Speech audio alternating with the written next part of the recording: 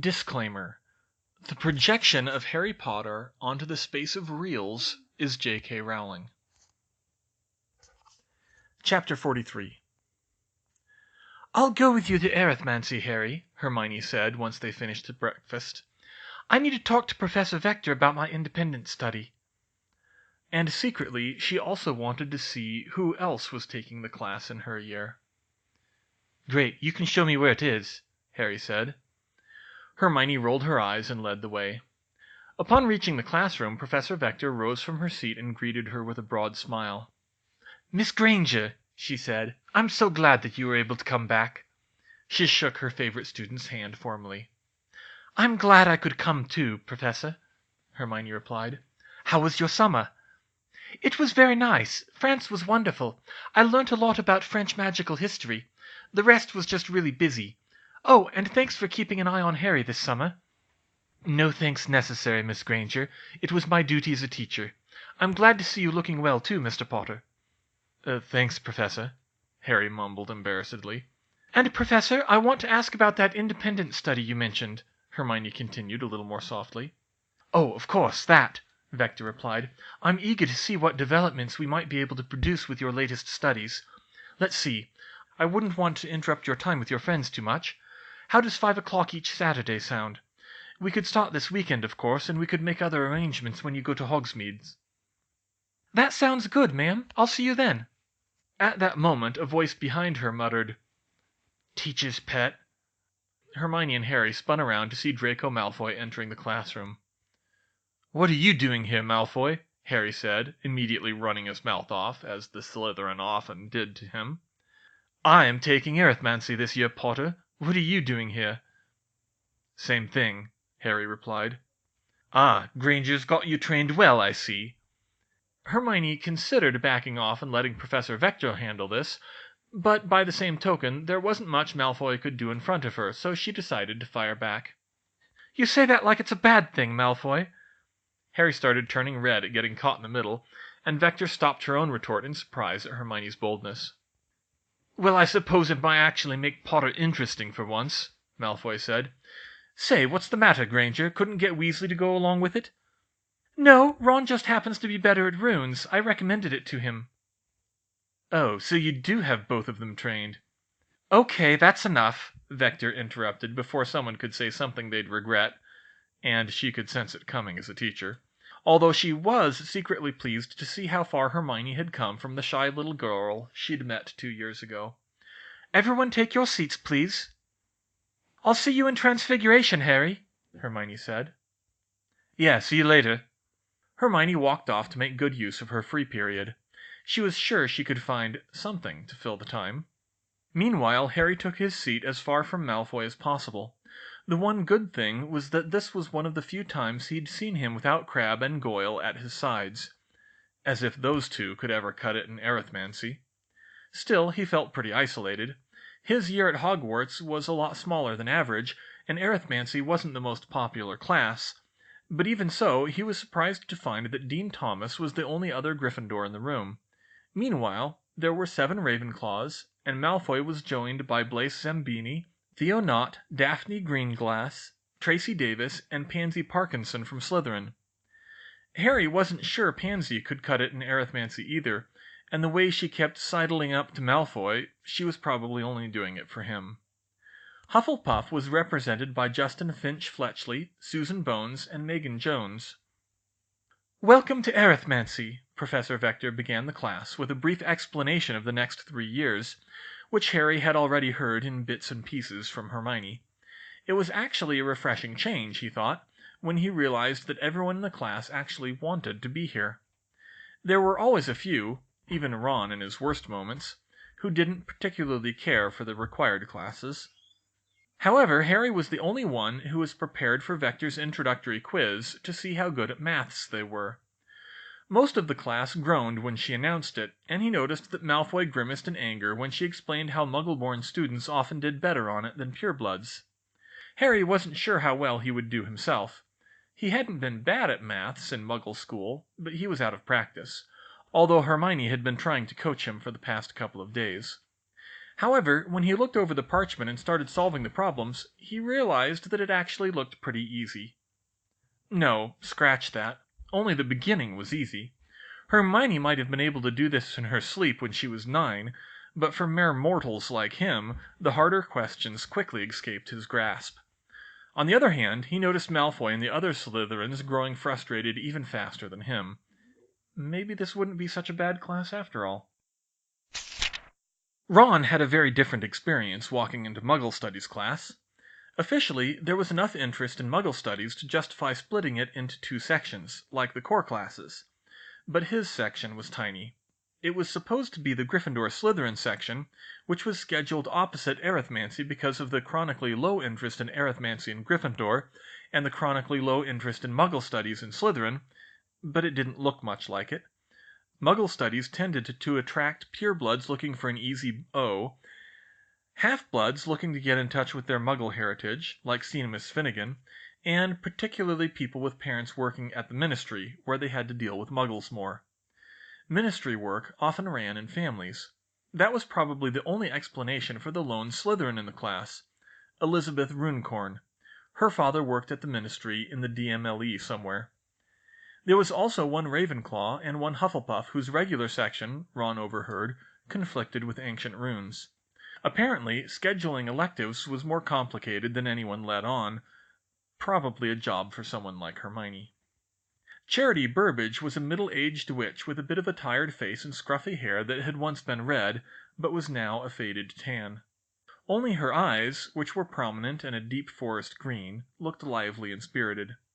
She was a pureblood, as everyone knew and joked about at times, and which made Hermione skeptical about the quality of instruction in her class, but no one could deny that she had a passion for her chosen subject, much like Ron's dad. "Good morning," Burbage said happily, "and welcome to Muggle Studies. I know this course may be a little off the beaten path for some of you," she nodded to the small size of the class, "but I hope that each of you will find it as fascinating and informative as I have. The most important goal of this class, as per the official curriculum, is to be able to interact with Muggles comfortably and without raising their suspicions. Naturally, this means that we will focus a lot on the differences between us.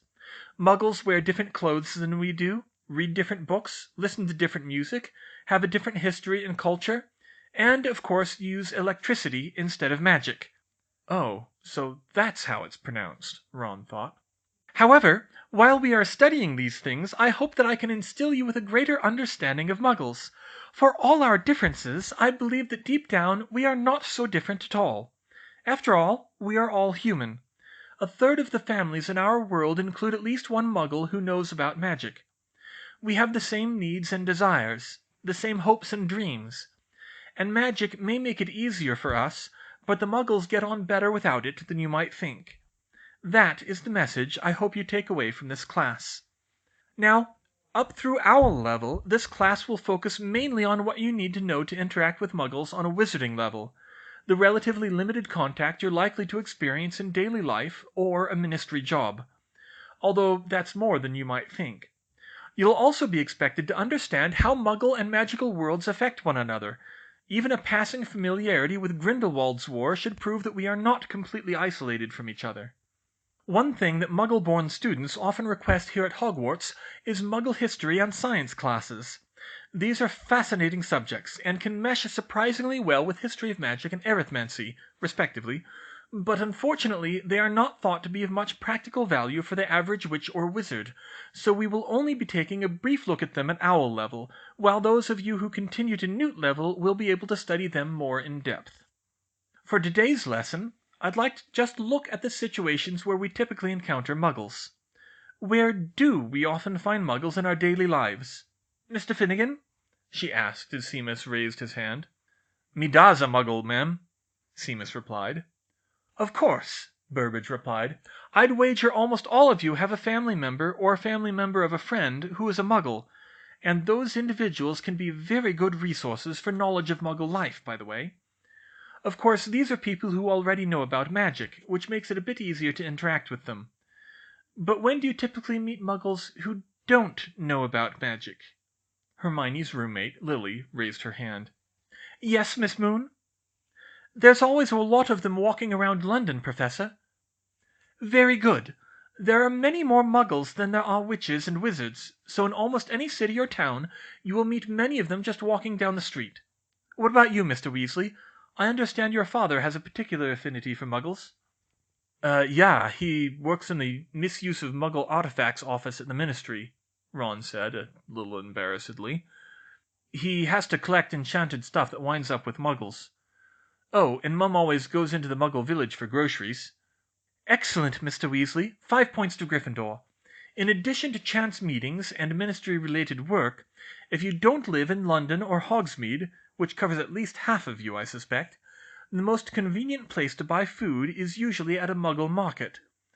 So you see, we do depend on Muggles for some things, and we need to be able to talk with them without sounding completely barmy. Ron grinned with pride. He'd earned points for Gryffindor in his very first class. Even Hermione would have a hard time doing that. Then he remembered that Hermione had a free period right now. For a brief moment, he was actually beating her. Maybe he would be glad he took this class. Ron still had an extra spring in his step when the trio reconvened for Transfiguration. On the other hand, Harry's head was spinning from Arithmancy, Hermione looked a little bored from her free period, and Lavender and Parvati seemed shaken up from something Professor Trelawney had said in divination. Ron wanted to ask what, but Parvati inexplicably flinched away from him. But all of that was forgotten when Professor McGonagall turned into a cat, to loud applause from the class. That was a trick one didn't see every day. McGonagall spent most of the class talking about animagi and the similarities and differences of the transformation from regular transfiguration. When you conjure or transfigure an animal, she explained, you are only creating a magical construct with no life of its own. The fourth exception to Gamp's law of elemental transfiguration states that magic cannot create life. The construct's anatomy and behavior will not be true to the animal, but will only be as accurate as you can visualize it, or as inaccurate should you choose to visualize something different. If you were to dissect such a construct, you would find that its internal anatomy would be wrong, and often non-functional. However, I do not recommend doing this. The results can be disturbing. Disturbing, Hermione thought. Now half the class will want to do it. Mostly the male half. And me, just to figure out what it means. On the other hand, knowing more about anatomy than most wizards, she could probably get it more accurate than most. Although she turned a bit green when she realized she could also more vividly imagine all the disturbing ways it could turn out wrong. Maybe that's something better left to Fred and George, she concluded. The animagus transformation is different, McGonagall continued. It preserves life, changing one living thing to another. And just as a real cat knows how to be a cat, so does my animal form, because that is a part of its innate life, so I do not have to know the precise anatomy of a cat to achieve it, although it helps to be very familiar with one's animal form, especially when starting out. It was very interesting material, but by afternoon Hermione was getting antsy for some practical instruction. Care of Magical Creatures promised just that, as anything Hagrid came up with was likely to be very hands-on. Maybe a little too hands-on, knowing him. Unfortunately, they had the class with the Slytherins, including Crabbe and Goyle this time, who were still mocking at Harry for fainting on the train yesterday, and also didn't look too impressed with Hagrid as a teacher. Hermione, Ron, and Harry, however, all waved to him happily as they approached his hut. He winked at the three of them before leading the class onward to a paddock at the edge of the Forbidden Forest. "Got a real treat for you today," Hagrid told the class. "Everyone gather around the fence here and open your books to page—" "How?" Draco Malfoy interrupted with annoyance. "Eh?" "Hagrid," Hermione said softly. She held up her copy of The Monster Book of Monsters for him to see. It was bound with spellotape and was growling and shaking in her hands. Everyone else's books were bound too. Harry had wrapped a belt around his, while others squished them between other books or clamped them with binder clips. "Huh? You mean none of you's been able to open your books?" Hagrid said disappointedly. "You've got to stroke the spine. Here, let me see that, Hermione." She handed over her book, and with one swift motion, Hagrid ripped off the spellotape and ran a finger down the spine. The book shivered once, and lay open limply. No, that's not creepy at all, Hermione thought. Oh, so that's how you do it, Malfoy drawled. And here I thought part of the class was going to be training our books not to bite our hands off. Well, Hagrid stammered. Let me just get the magical creatures, then. Hermione sighed. Hagrid looked like he was trying to be funny, but his sense of humor left a lot to be desired. God, this place is going to the dogs, Malfoy groaned. I thought this would be a good class. Wait till my father hears about this oaf teaching. Shut up, Malfoy, Harry said. Malfoy sneered at Harry, but then he got a frightened look on his face and pointed and yelled, Dementor! Dementor! Harry flinched and spun around, but there was nothing there. In truth, Malfoy's ruse might have been more amusing to him if half the class hadn't flinched with Harry. Everyone was scared of Dementors. Even Hermione half flinched, but she caught herself. There couldn't possibly be a Dementor there, because she wasn't feeling that icy grip of hopelessness and futility. That's not funny, Malfoy, she grumbled. Says you, Granger. But the argument was cut off when Hagrid returned, leading a pack of very strange animals. At first, Hermione thought they were griffins, until she saw that their hind legs were hoofed instead of clawed, which meant they must be hippogriffs. Now that she had her book open, she made short work of finding the entry for the animal. Less aggressive and more trainable than griffins, but more temperamental than ordinary winged horses. Beautiful, aren't they? Hagrid asked. Hermione had to agree. They really were majestic creatures, a beautiful blend of horse and eagle, all of them different, horse-like colors, but each with the same golden eyes and wickedly sharp talons. So, if you want to come a bit nearer... Hagrid looked excited at the prospect, and so did Harry, Ron, and Hermione, but no one else seemed to, and they all let the Gryffindor trio go first. Now, you've got to be careful with hippogriffs, Hagrid instructed. They're very proud creatures, very easily offended, and you don't want to do that, do you? Sounds like Crookshanks, Hermione thought with a smile, though Crookshanks' claws were only an inch long, not a foot. No, she didn't want to offend a hippogriff. You need to be polite around them. You look him in the eye, and you bow. That's the polite thing to do. If he bows back, you can touch him. If you don't, you want to back off out of his reach right quick and watch out for them talons. That didn't sound reassuring. Hagrid, is this really appropriate for the first lesson? Hermione asked quietly. Well, of course it is, Hagrid replied, although he didn't look as sure as he sounded. Who wants to go first? Everyone but Harry took a step backwards. Hermione didn't particularly want to be the guinea pig for that one. She'd rather it be Malfoy than Harry, but someone had to do it. Harry shot his friends an annoyed glance, but he said, All right, I'll do it, and climbed over the paddock fence. At Hagrid's direction, he cautiously approached a granite-gray hippogriff named Buckbeak, and bowed. The creature stayed still and eyed him with a haughty look for so long that Hagrid started telling Harry to back off before Buckbeak bowed. Hermione couldn't help but wonder if that was some kind of test on the hippogriff's part, or else a joke, if it was smart enough to do either of those things. But Hagrid was elated that Buckbeak accepted Harry. Well done! You touch him now! Go on, pat his beak! Harry slowly stepped forward and did so. The class applauded, except for Malfoy, Crabbe, and Goyle, who looked annoyed that Buckbeak hadn't taken a swipe at Harry. Then Hagrid suggested that Harry take Buckbeak for a ride. That was definitely above the level of the curriculum, Hermione thought, but there was nothing she could do about it now, and Harry, predictably, didn't want to look cowardly in front of the Slytherins, so up he went. She was greatly relieved that he proved to have almost as much of a knack for riding hippogriffs as riding brooms, even if he didn't look as comfortable. When he got back on the ground, however, things started to go wrong. Hagrid told the rest of the class to climb into the paddock and try to approach a hippogriff. Malfoy immediately made a beeline for Buckbeak. I bet you're not dangerous at all, are you? He said. You great ugly brute. Buckbeak stamped the ground with his talons in protest. Apparently, he was smart enough to tell when he was being insulted. And then Hermione made a snap decision. She'd rather see Hagrid's first class not get ruined than see Malfoy get his face shredded by a hippogriff. "Malfoy!" she yelled. "Professor Hagrid said to be polite." Malfoy spun around and sneered at her. "I didn't ask you, Granger." He turned back and took another step forward, even as Buckbeak screeched in protest. "Malfoy, don't be an idiot!" she called. But no, she realized, even Malfoy wasn't that dumb. He was obviously baiting Buckbeak to get Hagrid in trouble. He only spared her a glance this time. He bowed patronizingly and said, "It can't be that hard if Potter can do it."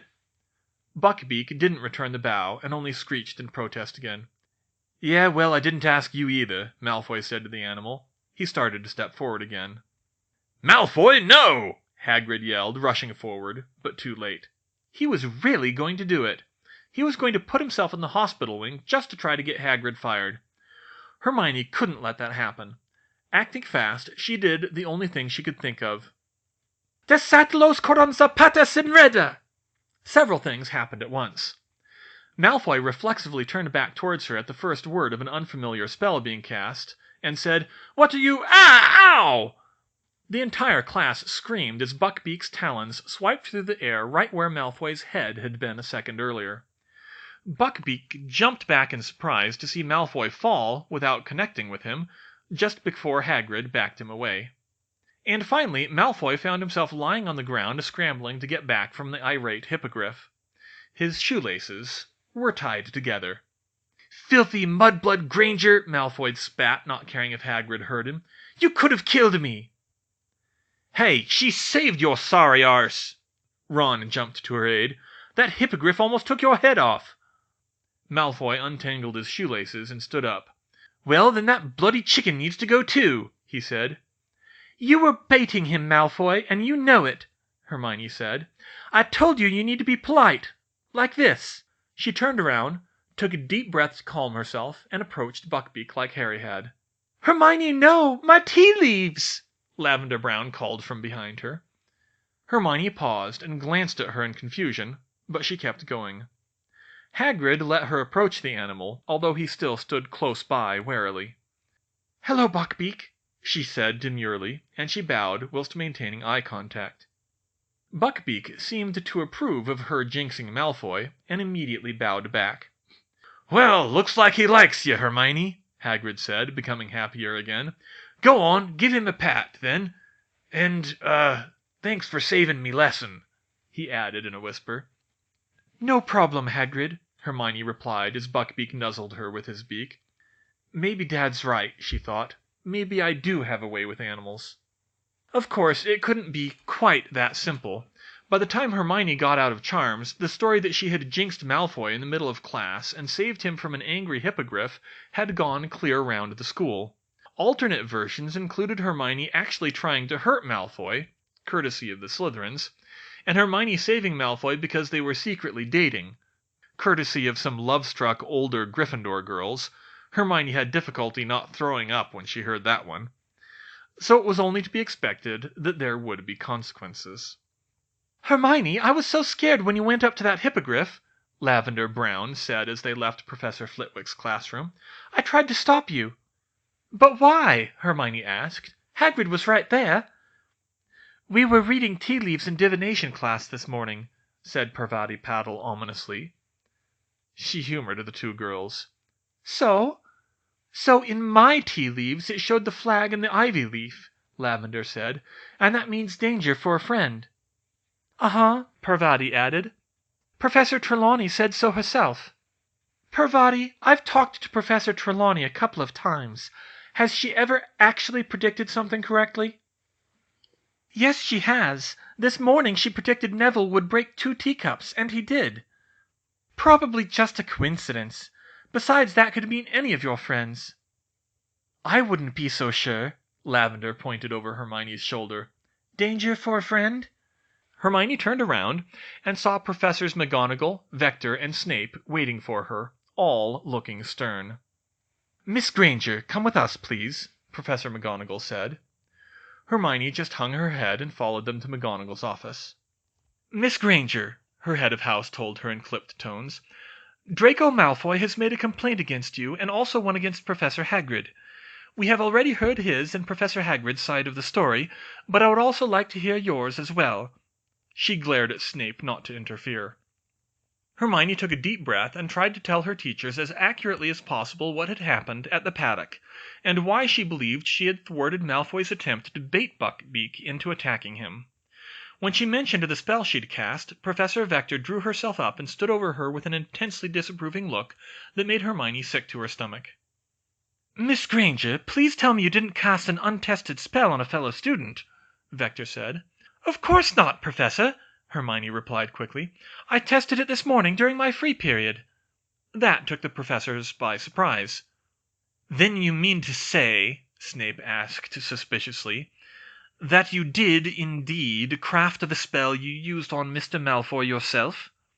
"Yes, sir. I did all the maths this summer for practice for Arithmancy this year. I just needed to get back to school to test it." "And how, exactly, did you test this spell?" Vector pressed. Hermione was a little surprised Snape wasn't trying to redirect the conversation to what she did to Malfoy. Maybe he knew a thing or two about spellcrafting himself. "Well, first I tried casting the spell on an empty pair of shoes, and I did it a couple of more times to make sure I got it right. Then I tried casting it on my shoes when I was wearing them, and when that worked fine I knew I had it." Vector nodded slowly. For a spell that simple, that was probably safe enough. "And if you had damaged your shoes in the testing," she continued, "I assume they were your shoes." Hermione shrugged. "They were my cheapest pair." Another nod. "Very well. One last question. Could you demonstrate the spell for us?" "Of course, ma'am." Hermione hitched up her robes enough to show her shoes, pointed her wand down at her feet, and said, "Desata los cordons zapatos sinedra." In a blink her shoelaces untied themselves and tied themselves back together in a knot.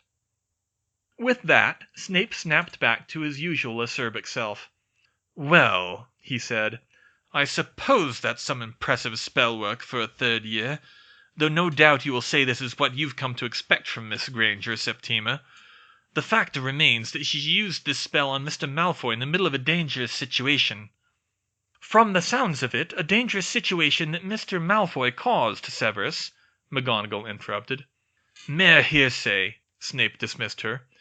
"Of course, Miss Granger would corroborate Hagrid's story, as they have been friends for 2 years, not to mention to save her own skin." "And if we were to question the rest of the class?" Vector asked. "Would all of our Slytherins corroborate Mr. Malfoy's story? It would not take long. And Miss Granger has been quite open about the contribution of her spellcrafting to the incident. Hardly a sign of one who has something to hide." "She has admitted to casting a spell to put Mr. Malfoy in danger," Snape growled. "It sounds to me like Mr. Malfoy placed himself in danger," Vector said, "and Miss Granger saved Mr. Malfoy's life, or at least his complexion." "Based on her own words." "Then we should question the rest of the students, since the evidence seems to be limited, Severus," McGonagall interrupted.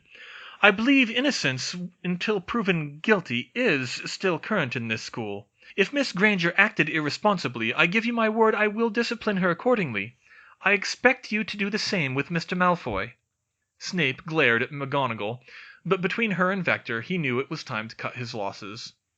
"Very well," he grumbled. "We will continue this discussion in the morning, Miss Granger, after we inquire with your classmates." Hermione struggled not to sigh audibly with relief. "Yes, Professor." Snape and McGonagall walked away, but Vector lingered back to speak with her. "A word, Hermione?" "Yes, ma'am?" "I don't anticipate any trouble for you once they get done talking to everyone, but I should advise you that that probably wasn't the best spell for the situation." "I know, ma'am," Hermione said, disappointedly. "I can think of a few others that would have been better. It's just the one I'd been working on, and it was the first one that came to mind. It's not even a very good spell. It's 13 syllables long." "Well, from a spellcrafting point of view, that's actually quite good for a first try, Hermione. You struck it lucky once with that color charm, but spellcrafting is often much more complicated than that. Most students' early attempts result in overly long incantations, impossibly complex wand movements, or idiosyncratic limitations. What did surprise me, though, was that your first attempt at spellcrafting was a jinx." "Oh, it wasn't, ma'am. I wanted to charm self-tying shoes, but that still needs some work. A square knot is simpler than a bow." Professor Vector laughed. That was just so Hermione.